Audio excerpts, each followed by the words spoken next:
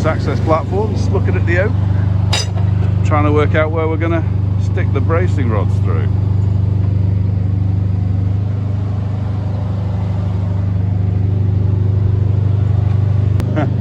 This is the bit I wanted to test the length of the tool on, because this I think is the longest bit to brace.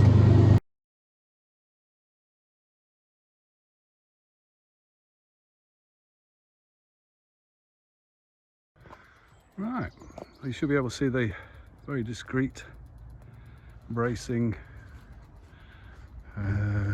washers or plate that they've used. So we've fitted 4 bracings as one, let's see, 1 there, 2 there, 1 through just below the fork, so we've got 1 going through there, and then there's another one going from there through there. We just need 1 washer and a shaped spacer for the top bracing bar. Now, with the tightening we've done already, we haven't tightened the 2 at the top properly, but with the tightening we've done on the bottom, we've got the crack to close up, but not close completely. And it looks like that might be difficult to achieve.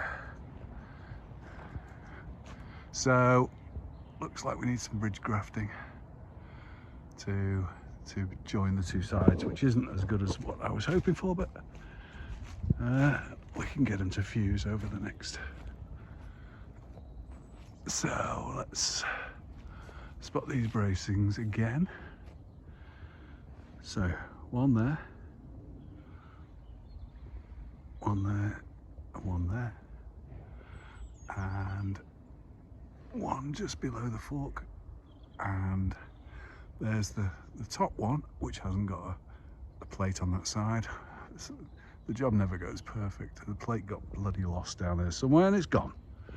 So I'm not going to moan, because I've got to get a shaped spacer for that one anyway, because the rod emerges at an angle from the branch, so I want it to pull flat, so I need to get a spacer anyway. So I need 1 more washer and a spacer to fit that, and that should be the 2 sides of this tree,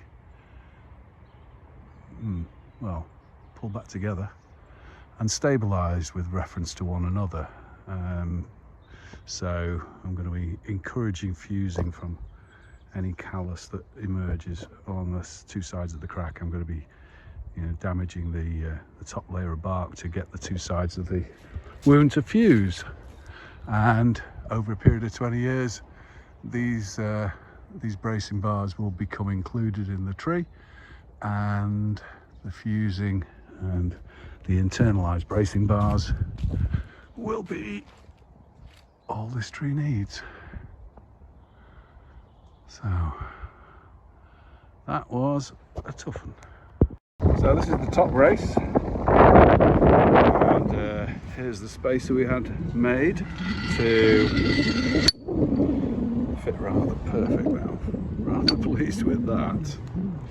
So last 2 nuts on, tighten it up, see if we can squeeze it a bit more gently. Cut on the spare and job's done.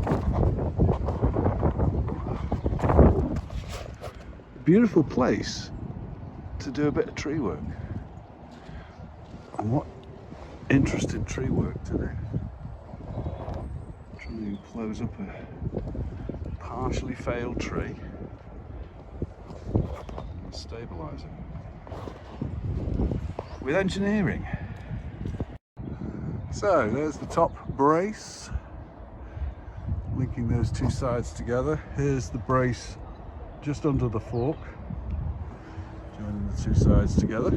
2 separate trunks here, and then there's 2 braces about halfway up the split, and 1 brace at the bottom just holding the sides together. So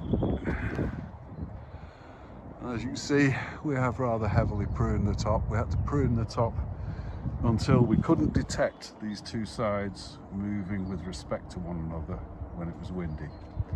So now, having stabilised the two, we've now joined the two with 5 bracing rods and sealed.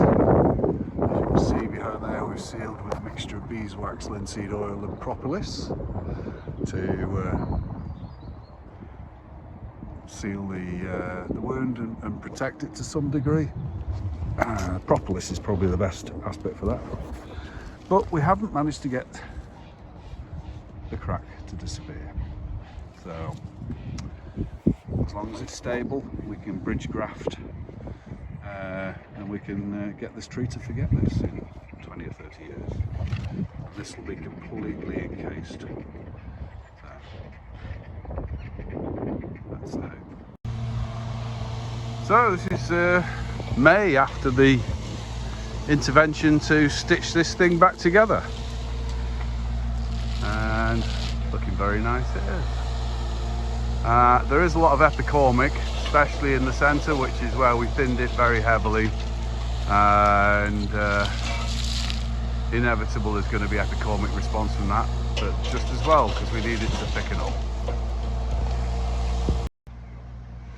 Yeah, you can see the epicormic a bit clearer now, and obviously on the branches that we pruned the most, like we took a lot off this branch which was leaning out towards the south, this one here. So obviously that's throwing out a lot of epicormic, but you can see we've cleared out the centre a little bit.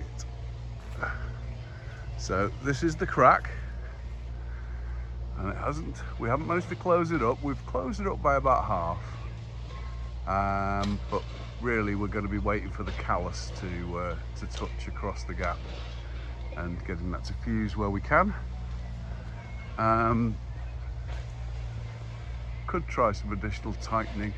So we've stabilised it, and hopefully over the years, as callous grows across the gap, we'll get it to fuse, and eventually these bolts will be incorporated into the tree and they'll just be part of the structure. And they're stainless bolts, so they won't degrade or stain the timber. And yeah, so lovely spot, and hopefully we've made this tree able to be an indefinite component, so it will adorn this spot for a long time.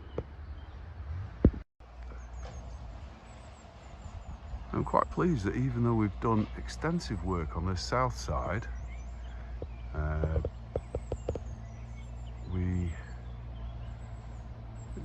it's still got a nice natural looking structure.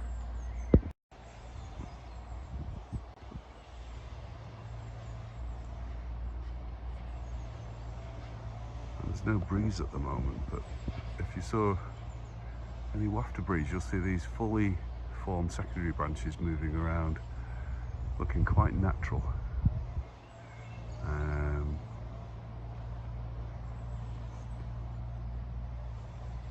But without any wind, I can't demonstrate that. But yeah.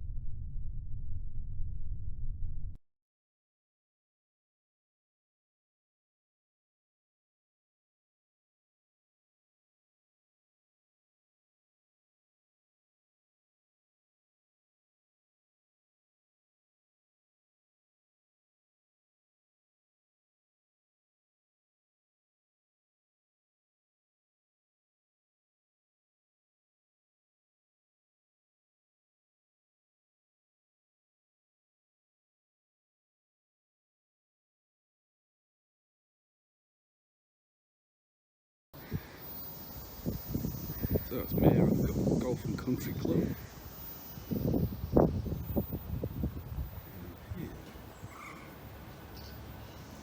Rather special.